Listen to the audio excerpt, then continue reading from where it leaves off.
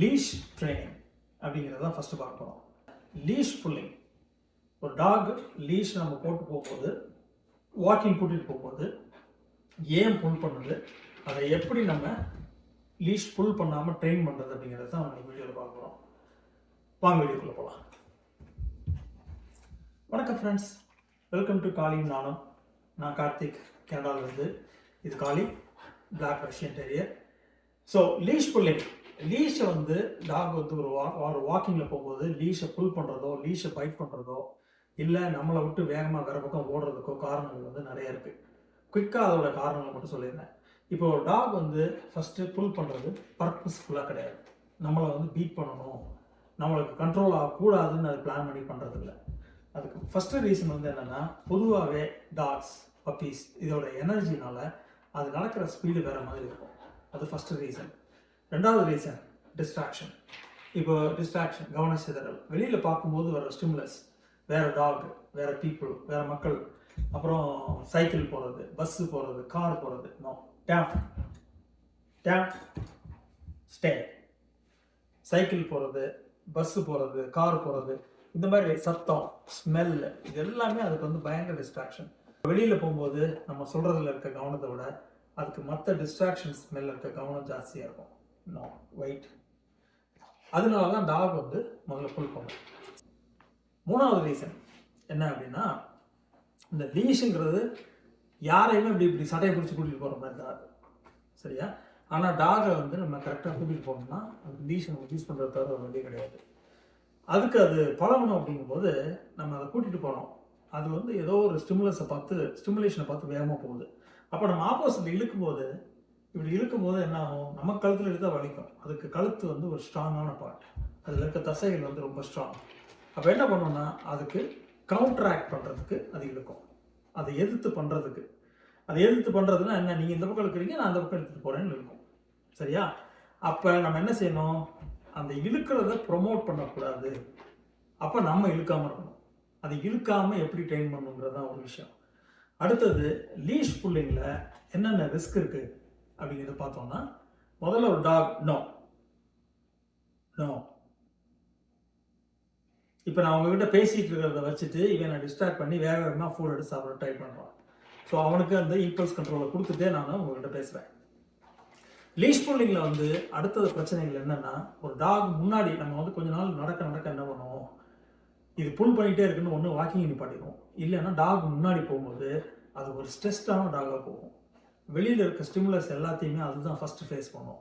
அதில் எது டேஞ்சரு, எது நல்ல விஷயன்றது அது முடிவு பண்ணும். ஆக்சுவலாக மனுஷன் தான் முடிவு பண்ணணும்.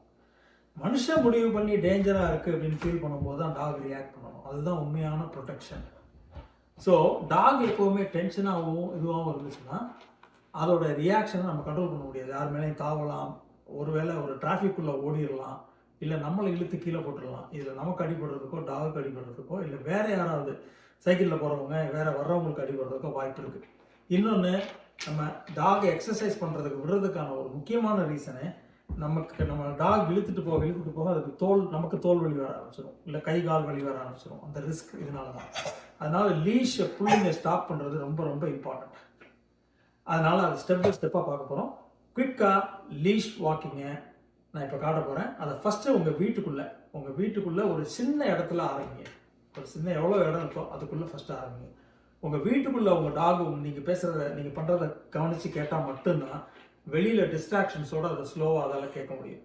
ஸோ ஃபஸ்ட்டு இது வந்து சின்ன ஸ்டெப்பு தான், ஆனால் இது ரொம்ப முக்கியமான ஸ்டெப். இது பண்ணாமல் வெளியில் டாகை நீங்கள் ஈஸியாக ஃப்ரீயாக கூட்டிகிட்டு போகிறது, அதுவும் உங்கள் சைடில் நிற்க வச்சு கூட்டிகிட்டு போகிறது ரொம்ப கஷ்டம்.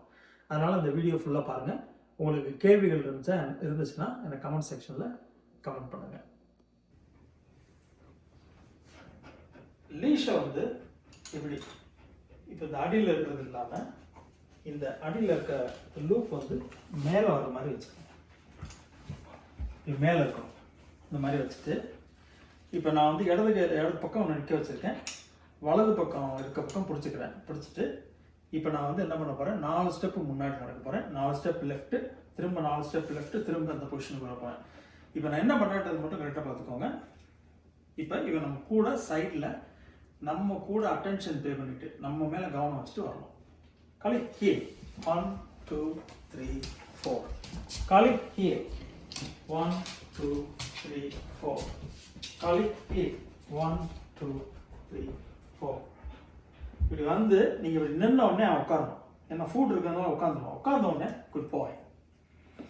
ஏன்னா நடக்கிறது போது நீங்கள் ஸ்லோ பண்ணுறது, நீங்கள் பிரேக் பண்ணுறது. எப்படி வண்டி ஓட்டும்போது நம்ம காரை வந்து பைக்கு ஏதோ ஒன்று ஓட்டும்போது நம்ம போகிறோம், ஸ்பீடு தேவையானப்போ குறைக்கிறோம், தேவையானப்போ கூட்டுறோம், தேவையானப்போ நிப்பாட்டுறோம்.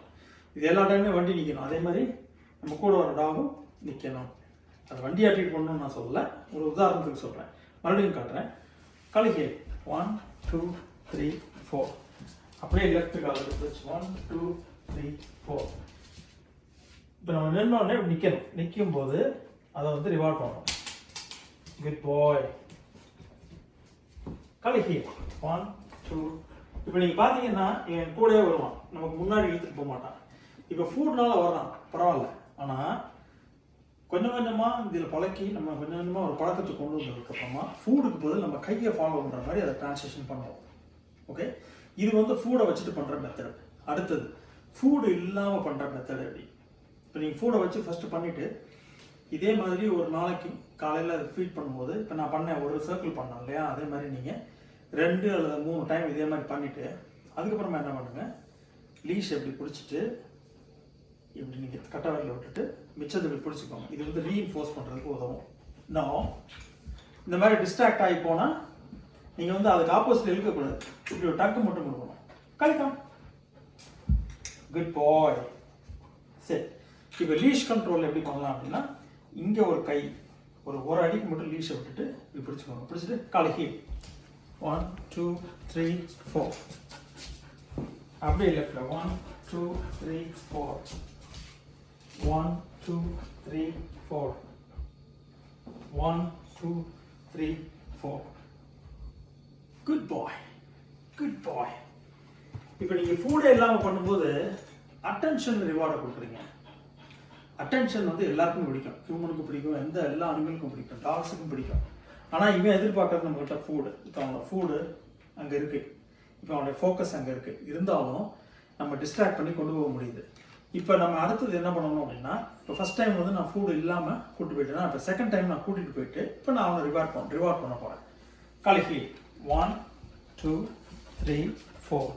காலைக்கு 1, 2, 3, 4. காலைக்கு 1, 2, 3, 4. இப்போ முன்னாடி வரான், இப்படி வரக்கூடாது. காலி நோ. ஏன் திரும்ப அந்த பொசிஷனை கொண்டு வந்து உட்கார வச்சுட்டு, சரி இப்போ நான் ஃபுட் எடுத்து ரிவார்ட் பண்ணுவேன். இதில் ஒரு விஷயம் என்னன்னா, காலைக்கு no no, that's not good. No.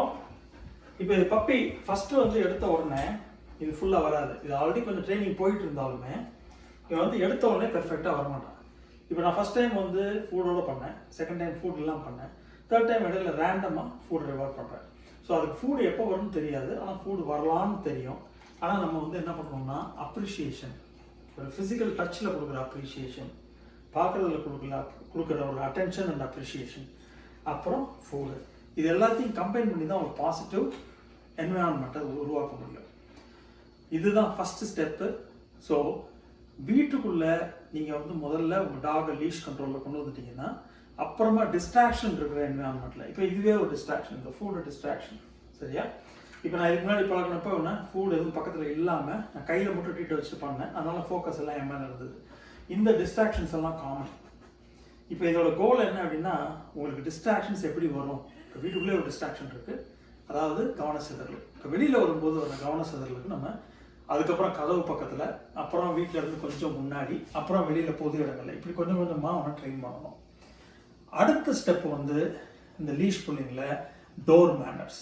நீங்கள் வீட்டை விட்டு வெளியில் போகிறதுக்கு முன்னாடி டோர்கிட்ட உங்கள் டாக் எப்படி பிஹேவ் பண்ணுது அப்படிங்கிறது தான் ரொம்ப முக்கியம். நீங்கள் டோரை விட்டு வெளியில் போகிறதுக்கு முன்னாடி டாக் கண்ட்ரோலாக எப்படி உங்கள் கூட வரணுன்றது தான் லீஷ் புல்லிங்கில் பார்ட் 2ல் நம்ம பார்க்க போகிறோம்.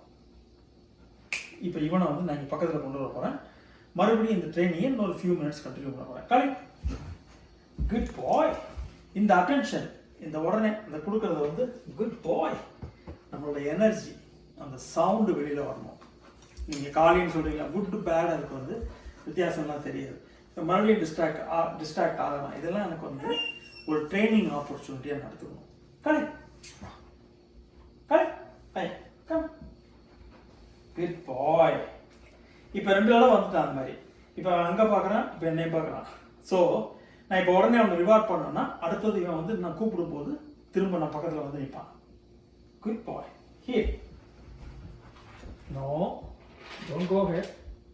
Good boy. ஸோ டாக் வந்து கொஞ்சம் கொஞ்சமாக அந்த டைமை கலை நோ ஹியர். இப்போ நான் இடது கையில் லீஷ் நான் பிடிச்சிருக்க வேண்டிய சுச்சுவேஷன் வந்துச்சு அப்படின்னா நான் இப்படி ஸ்விட்ச் பண்ணலாம், தப்பு கிடையாது. ஆனால் நீங்கள் ஃபஸ்ட்டு பிகினராக பண்ணும்போது நீங்கள் இதை கண்ட்ரோல் அப்படி வச்சுக்கோங்க. இப்போ டாக் வந்து உங்கள் பக்கத்தில் இருக்காளி நம்மளுடைய தொடைக்கு இந்த பக்கம் கரெக்டாக பார்த்தீங்கன்னா அவனுடைய தலை இருக்கணும். இதுதான் ஃபஸ்ட்டு. இது ஹீலிங், ப்ராப்பர் ஹீலிங். ஆனால் லூஸ் லீஷ் வாக்கிங் நம்மளை இழுக்காமல் இருக்கிறதுக்கு ஃபஸ்ட்டு நம்ம இதை ப்ராக்டிஸ் பண்ணோம். இப்போ குயிக்காக 1 டைம் காமிச்சிடுறேன். அதுக்கப்புறம் அடுத்த பார்ட்டில் வந்து நம்ம டோர் மேனர்ஸை பார்ப்போம். அதுக்கப்புறம் எப்படி ப்ரோக்ரஸ் பண்ணணும் பார்ப்போம்.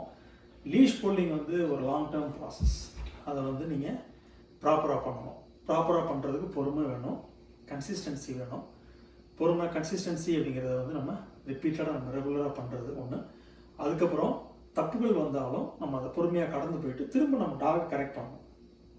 எவ்ரி டைம் நம்ம டாக் வந்து வின் பண்ணணும், அதை சக்ஸஸ்ஃபுல்லாக பண்ணணும். அப்போ அதில் மட்டும்தான் இப்போ பாருங்க மறுபடியும் முன்னாடி உட்காந்துருக்கா, நான் கோவப்படக்கூடாது, நம்ம கரெக்டாக கொண்டு வரணும். கலைக்குவா உட்காரியா குட் பாய். இங்கிலீஷில் சொல்கிறீங்களோ தமிழில் சொல்கிறீங்களோ எதில் வேணால் சொல்லுங்கள். உங்கள் எனர்ஜி அண்ட் உங்களுடைய பெர்சிஸ்டன்ட் இது அதாவது கமாண்ட்ஸ் இது எல்லாமே காப்பாற்றும். ஸோ லாஸ்ட் டைம் ஒன்ஸ் பார்த்துடலாம். நான் லெஃப்ட் சைடில் தான் டாக் வந்து எப்பவும் கூப்பிட்டு போகிறேன். ஸோ உங்களுக்கு லெஃப்ட் சைடில் காமிக்கிறேன். 1 2 3 4 காலி ஹியர். 1 2 3 4 காலி ஹியர். 1 நோ நோ குட் பாய். லேசாக புல் பண்ணான்னா உடனே கோவப்படாமல் உட்கார வச்சுருங்க, வீட்டுக்குள்ளேயே உட்கார வைங்க. அதுக்கப்புறம் மறுபடியும் 1 2 3 4 காலி ஹியர். நான் வந்து கொஞ்சம் பின்னாடி வந்தால் பரவாயில்ல. Mistakes can happen. மிஸ்டேக்ஸ் பண்ணுறதுலாம் டாகும் கற்றுக்க முடியும், மனுஷனும் கற்றுக்க முடியும். ஸோ பேஷன்ஸை விட்டுறாதீங்க, கான்ஃபிடென்ட்டாக ட்ரை பண்ணுங்கள். கொஞ்சம் கொஞ்சமாக நீங்களே அதை மாஸ்டர் பண்ணுவீங்க. இந்த லீஷை வச்சு டாகை ஈஸியாக கண்ட்ரோல் பண்ணுறதுக்கு. ஓகே.